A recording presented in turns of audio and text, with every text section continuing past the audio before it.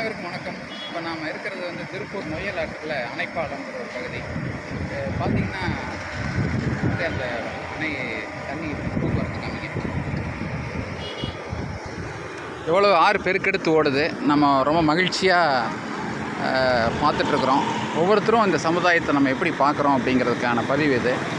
இதில் பார்த்திங்கன்னா நிறைய பேர் வந்து சந்தோஷமாக பார்த்து ஆஹா அப்படி நீர் வரத்து ஓடிட்டுருக்கே அப்படின்ட்டு இந்த பாலத்து மேலேயும் தாண்டி ஓடி இருக்குது இரவு நேரத்தில். அதனால் தடை பண்ணியிருந்தாங்க, இப்போ தடை விலக்கிட்டாங்க.